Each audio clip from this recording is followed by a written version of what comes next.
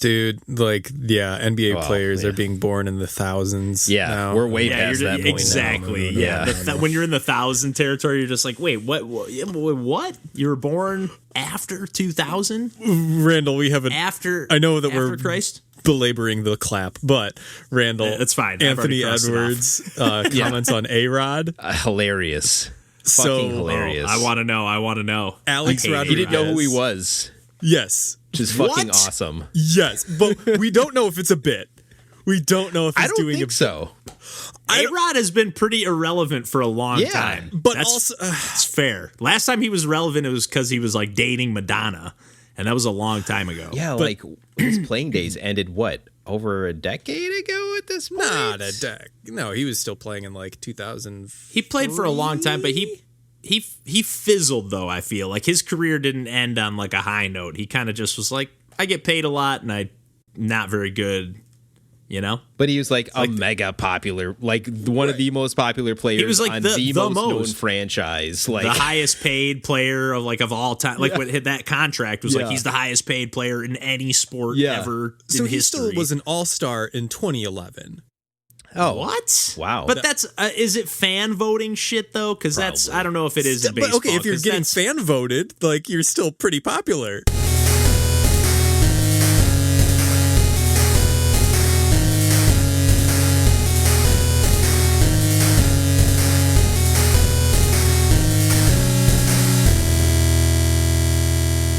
Hey everybody, welcome to Pursuing Pixels. My name's Kevin Portelli, and I'm here tonight with Randall Nolery. Hey, folks. And John Hines. Hi there. And we are back, as always, to talk about some video games, kicking off our second year of video games, or at least the start of the second year after our little anniversary celebration. Yeah. Or start of the third year. Yeah, duh. How does time work? So short. Oh, God, yeah. It's just we're going back in time, back to the future. But, God, what an idiot. But anyways, we are back, as always, to talk about some video games, because that is what we do. That's what we talk about. Mm-hmm. And John, I know you finally have a setup where you have been delving into your long kind of dormant Steam account after picking up a recent purchase. Oh, man. Yeah, the last purchase I made on my Steam account was in 2016, Nice. I think. Nice. So I've been... Better times before. Oh, man. Every once in a while, just pulling it up and being like, yeah, one day I'll have a computer that can play those games. Yes. I think I sent a text to maybe to the Discord of the condition my old computer was in that I accidentally stepped on in 2016. It's a laptop. It didn't do great, and I didn't have the funds at the time to replace it. So I've been delving into both the Steam account, my Epic account for the first time. Yeah, all those free games that they've been putting out. Everything that I post in our deals channel and our Discord. That. Yes. I have not spent a single dollar on Epic, and I still have a library of several dozen games. Yeah, isn't that incredible? They put out some really good stuff too. Honestly, yeah. But yes, one game in particular that I don't even remember when I bought it, because it must have been on sale at some point, because again, I only even had a Mac at the time. I didn't have a PC, and now I have a gaming laptop. Nice. And I can run on the lowest graphical settings, No Man's Sky. Nice. Yes. And this is a game, I've obviously back in 2016 when I last had a Steam account, was brand new. And I'm really curious because there's a pretty new patch that just came out. Yeah, I know I talked about this on the podcast a long time ago, like pretty early on, and that was even after many quality of life patches, and like it had already come a long way. But now I feel like I've heard that it's like beyond that, so I'm kind of curious to what your first impressions are based on my experience and just in general. Very similar to your first experience with the game. Like, I'm not sure if it's, set up for every player when they first play in the exploration mode or the standard mode of the game, that it's pits you on. I started on a planet that had hazardous weather conditions. I think yours was like a toxic or poison planet. Mine was. I tried it twice, and yeah, it was heat one time and poison another time. Gotcha, because mine was ice and like incredibly low temperatures, and storms would come by that would like drastically decrease the temperature. And I also very nearly died right off the bat because I was like, all right, I don't know how this game controls. Apparently I need sodium. What can I harvest that's nearby? Didn't die, made it. But man, it actually really reminds me like aesthetically to, I know this game came out much later and after the fact, but Journey to the Savage Planet. Like yeah. Just in terms of like color scheme. I was just gonna say the colors, the really bright, like yeah, and like you're encountering the wildlife in the area, and at least the one that I was encountering like kind of felt reminiscent of Journey to the Savage Planet, but without the like I don't know weird gross out humor, or like you're not blowing up these enemies and having them explode in like a pile of it's not in your face, right? Yeah, it's more atmospheric. It's definitely leaning into that tone more than it's shoving it in your face. Yeah, but like I don't know, I think I was expecting a more sleek, or like I wasn't expecting the like visual game that I got, and like that kind of caught me off guard a little bit. It's not a bad thing, but it was just very different than what I was expecting, I think, right off the bat. But as I was playing more, I got to, it gives you the nice little tutorials like, oh, you need to repair your ship and get to that point where you can actually do like space travel. And like as soon as I got like my ship into a condition that I could fly, I was really hooked because like one of the first things is like getting into space for the first time and just having that tangible feeling of distance where, you're trying to get to a place and you have a warp drive, and that drastically reduces the amount of time you get there, but you only have enough energy to use it for so long. And then like you then have your normal thrusters, and then you have a boost on top of that you can use. But even when you're, you don't have the precision down, like you still have like a minute basically of descent. Like even if like you use your warp drive to get down to like 1 second away, as soon as you kick down into a like lower speed, then that drastically increases the descent time, and like going into atmosphere then further reduces it, and like just that feeling of space travel that really doesn't exist in another game, or at least not any game that I've ever played. No, it feels really tangible. Yeah. And like that alone was like, yeah, this was worth whatever I paid for it 5 years ago that I don't remember. But yeah, man, I had a similar experience where like I don't know if I mentioned this when I talked about it the first time, but like the very first time I booted it up after like the frustration, but the first time I figured things out, and yeah, when I took off into space, I did like I had all the lights off. I actually was playing with headphones on. I was actually pretty stoned when I was playing it for the first time. And that first blast off into space, like you said, John, like going from like it feels so tangible. I just keep using that same word, but like going for where you can see like you're like focusing where you want to fly towards, like, oh, I want to go to, or there's a planet or there's something interesting I want to fly towards. And it's like you aim at it and it's like, that'll take me 40 minutes to fly there. Mm-hmm. And then you kick it into warp drive and it's like, oh, it'll be 2 minutes. Nice. But even still, like I was playing it on PlayStation and like the rumble on the controller, like it really kind of like kicks in and like really like it really felt effective.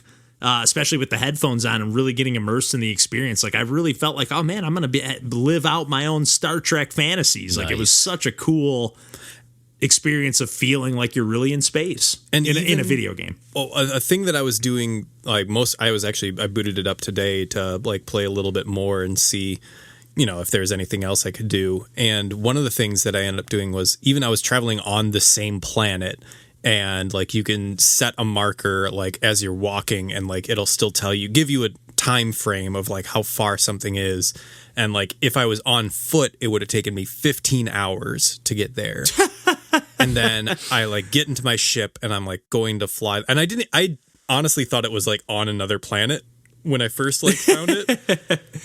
Or like first marked it as a checkpoint or a waypoint to go to. And once I was like, oh, I'll just fly there. And I get in my ship and then I realize that it's, just over the horizon. It's not actually on a different planet. And I'm like, all right. So I had I think it was like 45 minutes by like flying in the atmosphere. And then I was like, oh, if I get out of this like planet's atmosphere, I'll be able to like the boost will go from like 500, whatever the speed is, like to like, I know it like caps out at like 2,500, like if I get escape atmosphere. So I just like pointed myself straight up, left the planet's like atmosphere and just warped around like the planet a little bit more and got there in like a minute. And like, wow, it just like, that's not accomplishing anything. That's just like moving to a place like, but like that little problem solving in your head, like it's just instead of, I don't know, like I really don't, you don't get that in other games. No, the open-endedness of that. Yeah, to how you want to approach it. Right. And that's just movement. That's not like accomplishing anything when you get there, which is a whole nother thing. Like, but that just felt good. And I was like, oh yeah, like I have 4 charges of like the thrusters to like actually take off in my spaceship before I have to like find more, resources in order to craft the fuel that I can use to keep doing that. So like it does, not force you, but like you need to explore and gather stuff as you're like going from point to point. Mm-hmm. You can't just like endlessly go place. But like, yeah, again, those restrictions make it feel more lived in or more, I don't know. Lived in is a great, that's even better than tangible. Do you see yourself like digging deeper into this and playing more? I do, but like at the same time, like I don't know. Like I think what I was expecting the game to be was a little bit more streamlined in certain ways. Like I'm very excited to go to new planets and to scan new things and to get new like resources from different rocks. Naturally. Like that's the whole thing that I like in every game.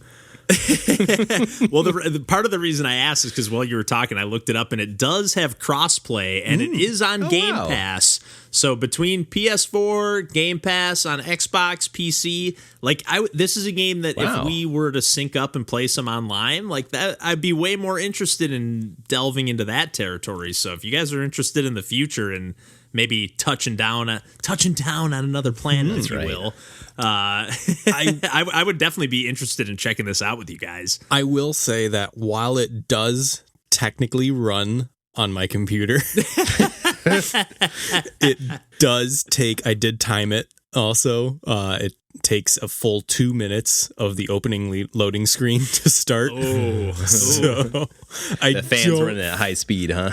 Yeah, I don't think it would necessarily work maybe in a multiplayer setting. But although you've got the PS4 from DJ. Ugh.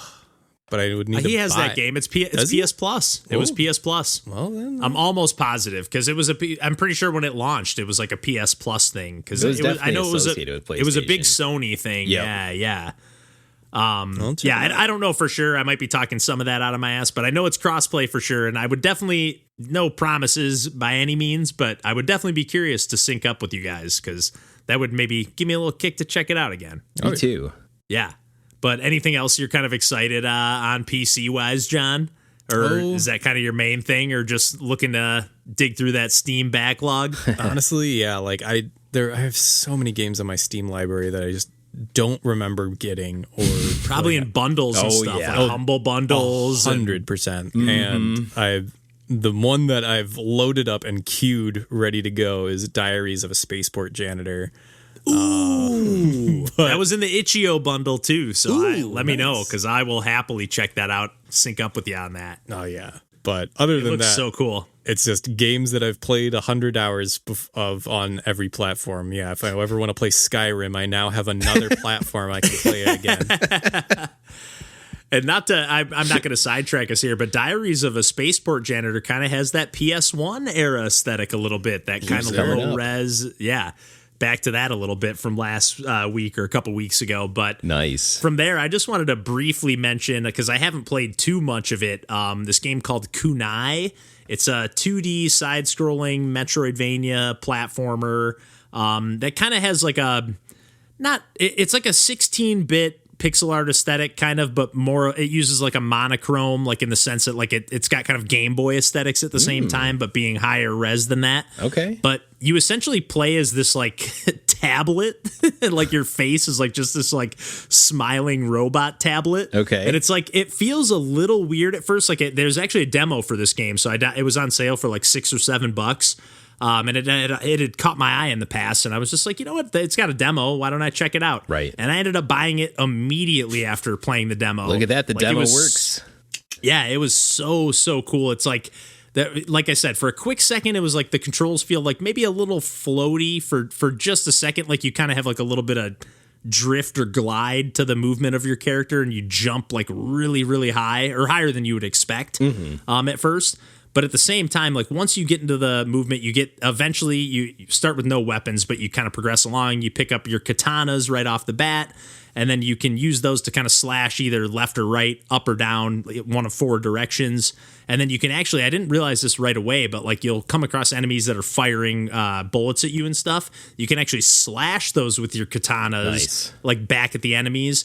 But you can also kind of do like the Hollow Knight type stuff where you're like, when you're platforming, you can jump, like if you're above an enemy, you can slash downwards and like bounce off of them kind of. Nice. But yeah, it's just got a really awesome, again, that aesthetic just really sucked me in. And then the soundtrack, amazing. Every zone I've made it to, I've gotten into like 3 or 4 zones, although I haven't even found a map chip yet. So I'm still kind of like exploring around. And like it seems like there's, again, because you're this tablet, you kind of got like unlock things and new chips that you got to plug into your tablet, I guess, your head to unlock stuff. And you get different hats and stuff for just like a goofy element to things. But then the other main mechanic of this game is a grappling hook, but it's not your normal grappling hook. It is a event. You actually just unlock one at first, and I was like, oh, this is sort of weird, because you get your right grappling hook first, which is your right kunai, and that will launch at like a 45-degree angle up to the right. Okay. And I was like, and this isn't a game that side scrolls to the right all the time. So I was like, well, that's interesting. So eventually you do a couple little platforming things with that grappling hook, and then eventually you get the left kunai, which now you use your left and right triggers to essentially shoot out these grappling hooks, again, almost Spider-Man style, where you're like slinging webs. So like if there's like a long vertical shaft, you can essentially like sling from side to side and then scale a wall that way. And you can even like grab a wall, and it's very physicsy, like so you can grab the corner of it if you have momentum going and like swing around like underneath and wrap yourself up to get up higher to higher levels. That sounds awesome. It has a really amazing sense of momentum. Like I was getting so fucking pumped while I was playing this game. Nice. Like I just cannot wait to play more. It does look like there's more weapons beyond the katanas. Like it looks like you can get some guns later. Looks like there's tons of other upgrades. And the world and like setting is just really cool. I'm getting kind of into it. Like it didn't. There was something about it, like just at a glance and in the trailers, I was like, it looks cool, but I don't know. Yeah. And like in action, it's like get that I don't know out of here. Like it is cool. Like it's just so, I don't know. It feels so good to play. The little like dialogue sequences between characters, like you get into little you can just tell you're like, here's a base kind of that our people have dug out, and you can talk to them, see if you can upgrade. You collect coins and stuff for upgrades and stuff. But yeah, I've come across a few, like, I don't think they're full blown bosses. They seem more like mini bosses, maybe one kind of actual boss. But man, I just couldn't be more pleased with like a game that just kind of caught my eye on the Nintendo Switch eShop. Just like, oh, it looks cool. I put it on my wish list, and then saw it on sale and like, oh yeah, I'll snag this. And again, it's got the demo there, so no reason not to check it out. I had no clue on the demo. Really, this is like on my radar that I've seen a couple people on Twitter be like, "Oh yeah, Kunai's awesome," but like I really didn't know hardly anything about it and didn't realize the demo was there too. But you talking about it now, I'm like, "Oh yeah, this sounds like my jam too." yeah, and that demo might be a new addition because I feel like I would have checked it out before if it was there. I would have checked it out. Yeah. So I don't know, but it just really fluid gameplay. Nice. If you like platforming and if you like kind of I don't always love Metroidvania, so we'll see if my opinion changes when I get a little deeper once I get stuck, per usual, like I do in every Metroidvania. But I like the different like palettes and stuff as you get into different zones and territories, like just really cool. I really and again I'm talking like the chip tunes, like in the trailer at least, like and in some of the songs in the game, like I'm talking like Donkey Kong Country level vibes, like that. Again, I'm overselling a little bit, but like it's got those like bendy, like ambient, vibey, like riffy guitars, you know, like I love that portmanteau. Yes. It's so good. It's so good. So I'm really excited to play more. And yeah, if anybody checks out the demo, we'll probably, I'm sure we'll talk about this some more because I'm pumped to check it out. That grappling hook, again, I can't express how cool that is.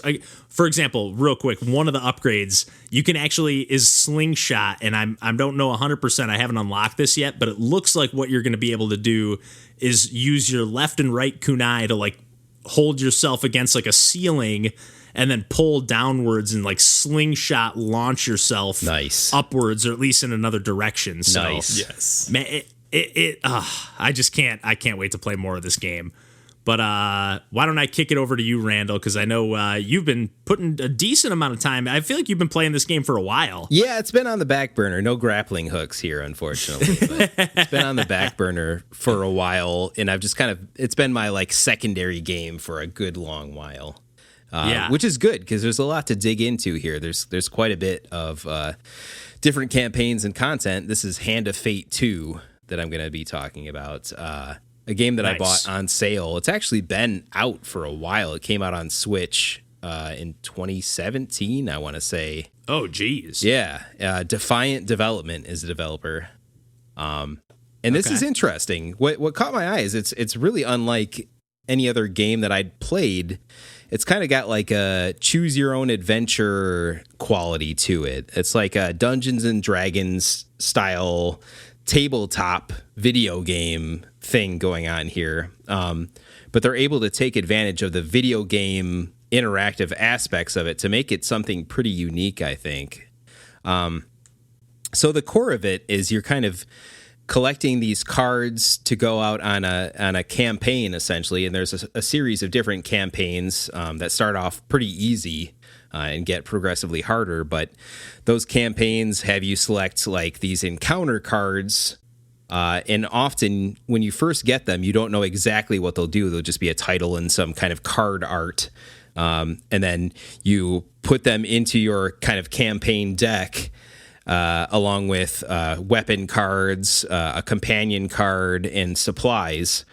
And then, you know, as you start your campaign, there's this kind of hooded narrator figure that kind of tells you, you know, the journey you're about to take and kind of gives you some, you know, setup dialogue on the quest that you're about to go on, and sets these cards face down on the table for your little pewter figurine to kind of jump onto card by card and kind of choose the path that you're going to take. And then as you land on those cards, they flip over and it's an encounter with goblins, and the goblins want to know if you have 10 gold, and, you know, you can either choose to give them the 10 gold if you have it, or, you know, fight them or try to run away. And, you know, based on the choices you make there, you might be rolling dice, you know, virtually that. And if you roll the dice a certain number, you've, you know, passed that gauntlet challenge or not, or avoided combat, or, you know, if you didn't roll the proper dice, you might lose that money or have to fight those goblins and,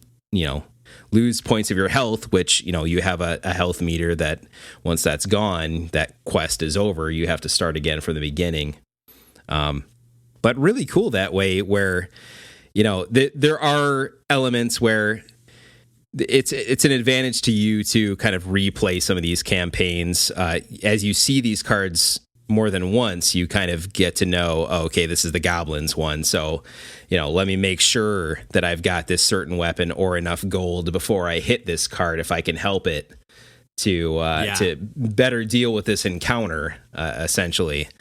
But it's cool. I was a fan of these kind of choose your own adventure books as a kid, even though it could be you flip to page 76 and you're dead, right? Like that's just a conceit that you have to live with, and with some of these things. And that's kind of similar in the Hand of Fate 2, where, you have these different dialogue choices and you don't quite know what's behind the surface until you make those choices. So consider that jank or not, but I kind of like the whimsy of those type of experiences. Well, and that is a board game experience. If you're trying to get some of that element, there is just that. There's that element of chance in any kind of game involving dice or anything like that. So exactly. So that's kind of the main aspect is, flipping those cards with your figurine to try and, uncover the good encounters, to gather more gold, gather more supplies, get a better weapon that you can equip, and essentially get to the Ascension card, which would take you either to the next level or to, a final boss encounter that would let you complete that campaign. But the other aspect of this game, besides the card encounters and the flipping cards, is going into battle, essentially. I was just gonna say, I'm pretty sure I've seen like some action clips of this game. I was like, I'm waiting for you to talk about the battles. What's going on here? The reason that I haven't talked about the battles yet is because they're not super notable, I would say. Okay. The combat's ultimately pretty basic, and it's fine for me as someone that's played a lot of like Gauntlet Legends or pretty basic beat 'em ups. Or even Diablo. I'm not trying to trash on Diablo. I just mean like that kind of experience. That kind of, I would say Diablo's a little bit more complex than this is, but in general, you could mash on the buttons essentially to try and win. And, you'll get in trouble if you just mash on the buttons in this combat encounter too, where like the enemies will kind of tell you they're, about to attack with an attack that you can block or one that you can't block. And, you either get the hell out of the way or try to interrupt their attack. But that's about the extent of the complexity of that combat, besides your companion character, which can give you a shield, or if you flip out to a different companion character, he might be more of like a buff fighter alongside of you, rather than someone that is a magician that gives you a shield and can shoot like long range attacks but might not have much defense. But I mean, that part of it's essentially shallow, but it's never really bothered me either. The only thing that bothered me about that aspect is like the loading times, at least on Switch, are a little long to get into that combat. Which is a little rough. But again, I've played through at least successfully 5 or 6 of the campaigns, and that's playing most of them multiple times. I've put several hours into this, and I've enjoyed it. I was gonna say, I've seen you hop on like many times when I'm on the Switch playing whatever. I always see like Randall's playing Hand of Fate again. I wonder why he hasn't talked about this on the podcast yet. But it honestly sounds like a nice background game. It like is. Not totally different comparison, but like Stardew Valley was that for me for a long time, of just like, I don't know what to play, or I wake up in the morning, I just do this for a little while to just kind of zen out for a minute. Yeah, it's that too. And it's especially like lately life's been pretty busy. So getting into something that's super intense that I've got to put my full brain power into is just, I'm not going to be successful at that, right? Where this is just a little bit more passive, where it's just like, it's mostly telling me a story, and then when I get into the combat, it's mostly pretty basic and kind of just dumb mashing on things, and that's fine too. It's engaging enough. Yes, it's engaging enough. It's telling me a story. It's fun, and I'm getting progression of like, I'm getting new encounter cards. Certain cards that you get, you can choose to be in your campaign that will, if you do the win state on those specific encounters, will unlock new weapons or new cards, or like, so there's like elements that are even a step deeper on some of those things that like reward you for replaying certain cards or encounters. There's also a main narrator, and the voice acting's pretty good, although sometimes I feel like you're talking over when I'm trying to read text on the screen too, so that's a little like just stop talking for a second, but disorienting or distracting. But ultimately, I have a really fun time with this game, and there's DLC that's already out there for it, and I will pick up that DLC, especially if when it goes on sale, because I'm enjoying it. I was just gonna say, I'm definitely gonna keep an eye out on this one for on sale because it looks really cool. It's fun and it's a really unique experience. There's not a lot else out there. I think that's exactly like what it's offering. That combines all of those elements. Yeah. And it's a really good match for Switch too, I think. It's got a real portable aspect to it that way, the storytelling that I really enjoy.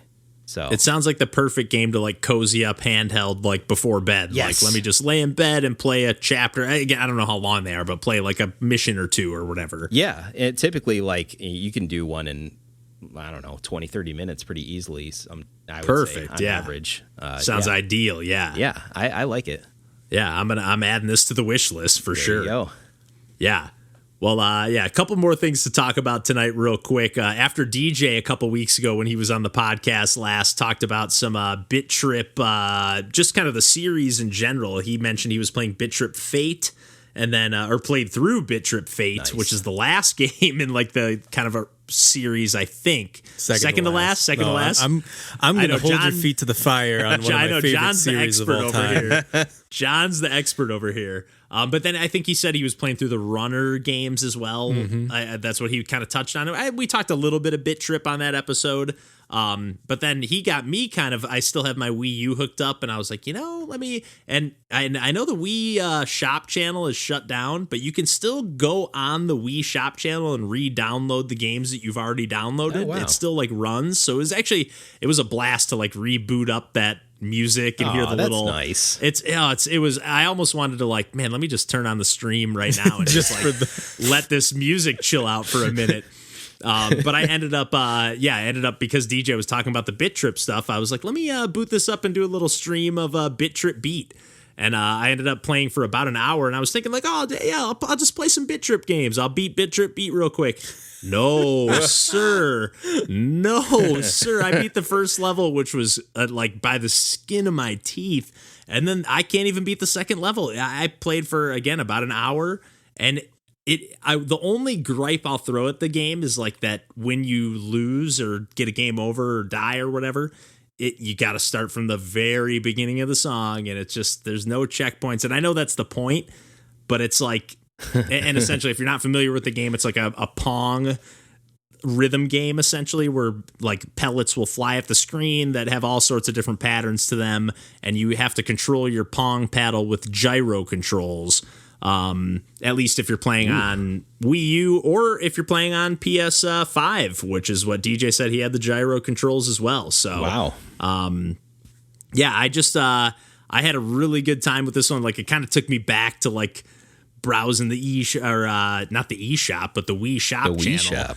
And checking out the WiiWare games and all that stuff. Man. Like I was thinking about, I didn't end up doing it, but I was like, I installed Fluidity as well. Because I was like, let me break out some gyro WiiWare games. And again, I got kind of sucked into / stumped by Bit.Trip Beat after like just losing over and over again. But yeah, I will say I'm excited to like dig into more of the Bit.Trip series. Like now that DJ kind of brought it up, I just really want to dig into those. And again, John, I know you're a huge fan, and I think we're all pretty big fans of rhythm games in general. Like ever since I played these, I've been sitting here and I got my video game shelf next to me, and I'm looking at Elite Beat Agents and Rhythm Heaven on the DS, and I'm like, man, I'm just itching to play some of these games. But yeah, John, why don't you talk a little about some of this stuff? Well, yeah, I was wondering how, like, do you have all of the original Bit.Trip series? I do. Yeah, I have them all on the WiiWare, and then I did buy the collection on the 3DS. Oh, I got it on Wii. And the 3DS version is, I don't want to say terrible, but it's like unfair. But like, so for example, like instead of the gyro controls, you can control that paddle with a touch screen. So it's like you have so much more control. Yeah.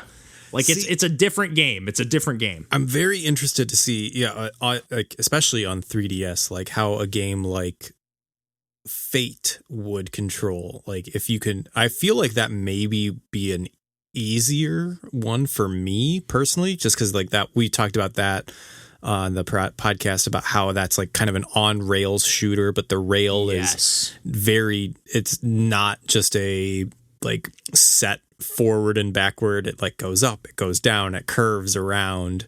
Right. And I wonder if like having a stylus control in addition to that would make it easier. But again, I don't know how that controls on 3DS. Yeah, on that one, they might not even have the touch controls, although I'm sure they implemented it in some way.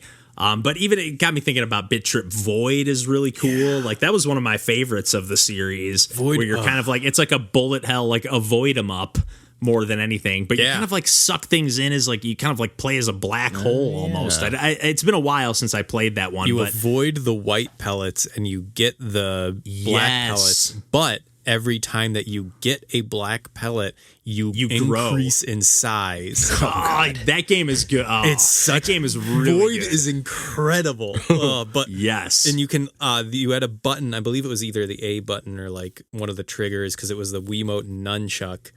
And you press one of the buttons to automatically go back down to the lowest or smallest size circle. Man, Void rules. My personal favorite, I think, is also like one of the least favorites, like critically acclaimed. You're a Core fan, aren't you? Core is my absolute favorite. And the only reason I think I genuinely, the only thing I have against it is that it's so hard. We have talked about how hard these games are. Oh, they're all hard. It is so hard. Yeah. Something about it clicks with me, like in a way that like it is one of those games. Yeah, I've never beat Runner and I never beat Fate, but I beat all the other ones. And like, Runner, you don't know. I know. Hey, the first Runner's good. It is good, but we talked about it a little bit on the podcast. Every single time we bring up Runner, every time, the beats are aligned to beat a dead horse. To beat a dead horse. I hate that expression. To Runner a dead horse. Yeah, it's like the beats or whatever. The notes are sunk up to the obstacle that you're clearing, not to when you're pressing the button. So you're always having to like you feel out of sync with the game almost while you're playing it. You have to like kind of just not pay attention to the music, basically. Which when you were bringing defeats the purpose, like Elite Beat Agents and Rhythm Heaven, like those are games that and Rhythm Heaven I haven't played that much. Like I just remember that Beyonce commercial and I bought it. And and I played a decent amount of it. Association I have with it, but that rules. Well, it's kind of like Rhythm Heaven is almost like a WarioWare beats Elite Beat Agents, and I only played I've definitely played a decent amount, but I haven't played it since I bought it when it came out. That 3DS collection was really good too. They did a Rhythm Heaven. Oh, I forgot they came out with. Didn't they put one out on Wii or Wii U as well? They did some kind of Rhythm Heaven thing. Definitely. We for sure had Rhythm Heaven. Yes. Okay. I can't remember which one. It may have been in Wii U as well, but man, that's a series that I wish Nintendo would bring back. Yeah, seriously, and WarioWare for that matter. Yep. Yes, and Elite Beat Agents for that matter. All these series, Golden Sun, because Star Fox and Metroid. Elite Beat Agents had a previous game only in Japan. Like there was a sequel / prequel. What's that? The Owenden games. Yes. I had that way back in the day on my old ROM cart on my DS that I had way back in the day on the DS Lite. I grabbed them both 5 years ago when I felt DS games climbing to the moon. You've got a physical copy of that? Yeah. Oh, that's awesome. Yeah. We got to talk about those games then sometime on the podcast too. Oh, absolutely. Oh man, those are some awesome rhythm games. They are. Absolutely. Yeah. And I know I guess briefly, John, since you got your computer all hooked up, I know you've been we've mentioned Randall and I have kind of been dipping into the retro stuff a little bit more lately and checking out, got a little bit of a setup to make things more convenient for playing the homebrew games and just, playing things on our computer at a slightly more easier to access. Access, yes, that's the word I was looking for. Yeah, but I know you kind of got like a little Game Boy Advance setup going on your computer, John, and anything you're like playing / excited to play or anything like that. I mean, all the games, like I'm being a good emulator boy and only playing the games that I own on a physical cartridge. That's the way all to on the do same it. page there. That's the way to do it, except for a few exceptions from previous episodes. But, But yeah, like, but that's within reason. Yes. honestly, like I'm just replaying like Castlevania Circle of the Moon for the umpteenth time. Like, It's an excellent game. it's great. Yeah. Yeah, Final Fantasy Tactics Advance, like games that, I have full files on all my carts. Like I don't want to delete any of those, and just, Right. why not just start a new version of Pokemon Emerald for the 100th time? Yeah. That's a good point. And it is like the one thing that I'll use the emulators for outside of like getting super rare games that are just completely out of like reasonable reach, basically. they don't exist financially. anymore, yeah. Like Ninja 5.0. Speaking of Game Boy Exactly. Advance. That was one of the ones I actually already downloaded it. And I downloaded that, and I actually downloaded these Bit Generations games, which I haven't played any of yet. Although I did play them way back in the day. Yeah, I posted it in the Discord. They were like these very minimalist games that were on the Game Boy Advance. I think only in Japan. They might have been in PAL as well, but I'm pretty sure only Japan. But just like really minimalist puzzle games, like to the point where like there's some of them are more like action arcadey, but like very like reminiscent of like a lot of these like little indie games that I talk about sometimes on the podcast, with just like one little quirky mechanic or something. Yeah. Like one of the games is actually it does have visuals, but I believe you can play it entirely like with audio. Like if you're supposed to wear headphones and like, you'll be able to tell like, oh, I need to move to the right because there's a sound coming from the right. Oh, man. Like I'm not. It's called like not Sound Dodger. I forget the name, but there's like 7 or 8 games. There's quite a few of them. That there's sounds like Dial Hex. There's like a really cool puzzle game. You know what? There were those. Remember those art style games on WiiWare? Yeah. Yes. That was like an extension of that series, actually. That was like a continuation, to the best of my knowledge. So there was like Light Tracks on. I had a couple of those on the Wii, Right. Light Tracks and something else, I think. But yeah, I'm really excited to kind of delve into some of those. Where like you said, Randall, like Ninja 5.0, the stuff that's really out of reach. Yeah. The stuff that like it's just a little inconvenient to bust out a Game Boy Advance all the time. So to be able to play like the Klonoa handheld games at the drop of Those a are good hat, too. those are great little puzzle platformers. Not as good as Klonoa 1 and 2, but they're still pretty solid. Yep. But yeah, anything, I know you've got that set up too, Randall. Anything you're kind of excited to delve into on the emulator front? Or Man, good question. I really do want to play Ninja 5.0 at some point. let me know. Let's sync up on that, because it's interesting. It doesn't appeal to me graphically all that much. Like it's got that like Mortal Kombat kind of like real people in it kind of graphics. I always thought it looked a little different, but I actually recently looked it up and I was like, oh, that's not what I remember this game looking like. But I always hear the best things about the mechanics and like the way the game plays. Yeah. It even has kind of that grappling hook, kind of like Kunai, and like a little momentum situation. Yeah. It's just the last vestige of like true like 16-bit and 32-bit sprite type of graphics, I feel like, in a real way. And that just always is going to have a lot of appeal to me, that kind of Game Boy Advance DS era, for that reason alone. Yeah, and they really look so great. Like to be able to blow them up on a bigger screen, it's like, man, these look great. It doesn't need to be crunched down to a tiny screen to look good. No, it doesn't, and that's why I love. Like I've got that GameCube Game Boy player, and there's all kinds of crazy ticky tacky things you can do with that to get that playing the Game Boy Advance games that I actually do have, let alone the Game Boy Color and Game Boy games.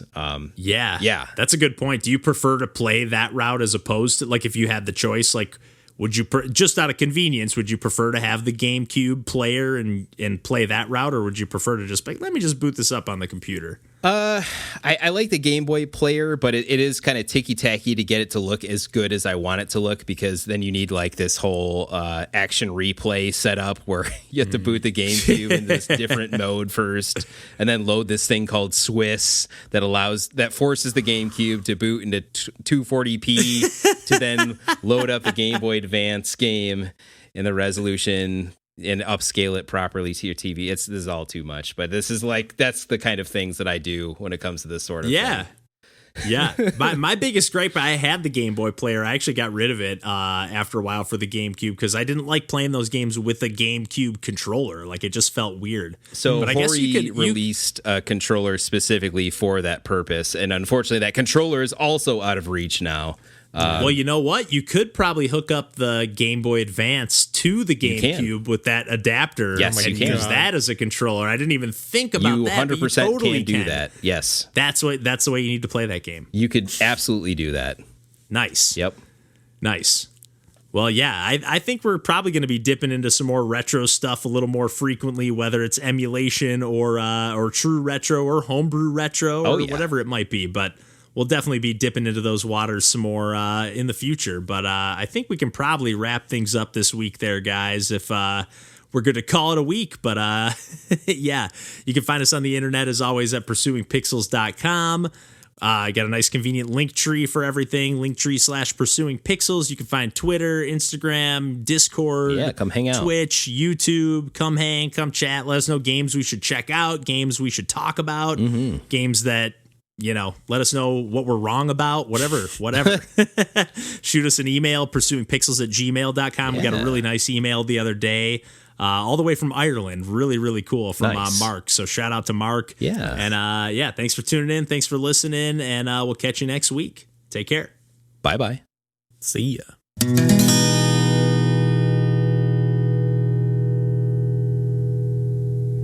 Jeter is solid. He's a Michigan boy. Jeter. Really?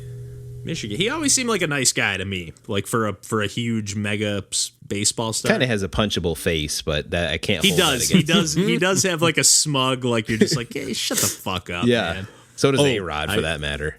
So the story was that Alex Rodriguez is buying the Timberwolves. Yep. And what about Kevin Garnett? Yeah. This is thorny territory. This is very thorny. I hate Kevin Garnett. Shut up. I love Kevin Garnett. He sucks, man. He rules. He's the best. Sucks. Anyway, Kevin Garnett's amazing at defense. That's why I love him. When they won, I just hated that Celtics team so much when they won the championship. Yeah, that Celtics team sucks, but yeah, Paul Pierce sucks. And okay. all of them, Paul Pierce, Rondo, I hated everyone on that team. Rondo's kind of awesome, even though he sucks. Again, they're awesome players. Like, Rondo's amazing. Yeah, he's kind of like a better Westbrook, in my opinion. I don't even think those are two comparable players.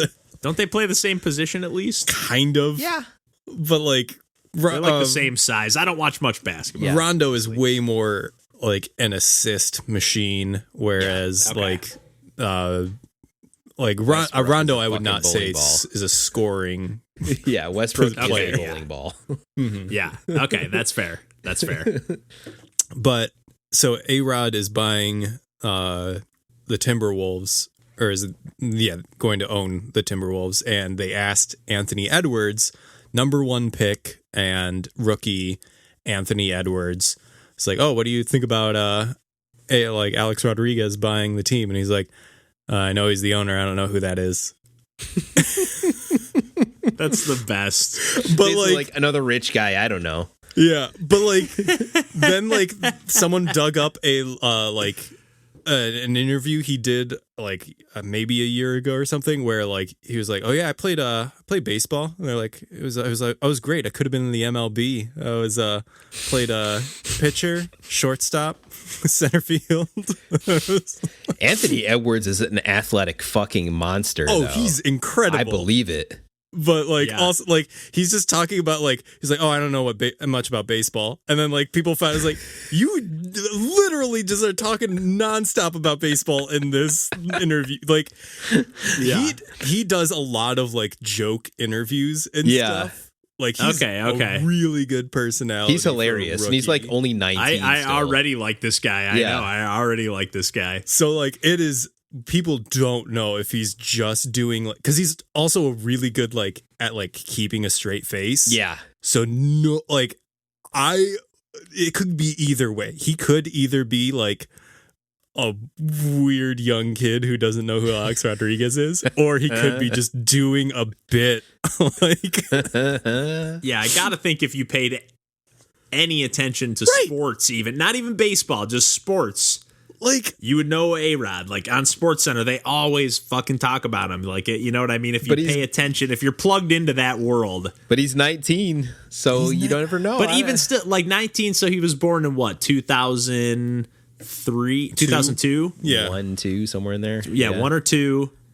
And that means so. And if A-Rod, you said Alex Rodriguez, yeah, he would come on, yeah, man. he should still probably know.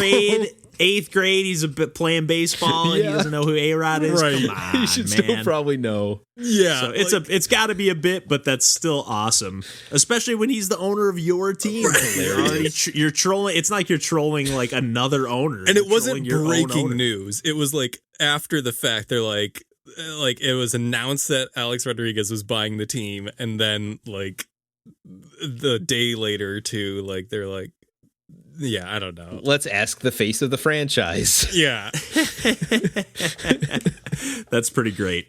I like this Anthony kid Edwards already. is dope though. That guy throws down like fucking NBA Jam type of dunks. Yeah. Like he's Okay. a monster.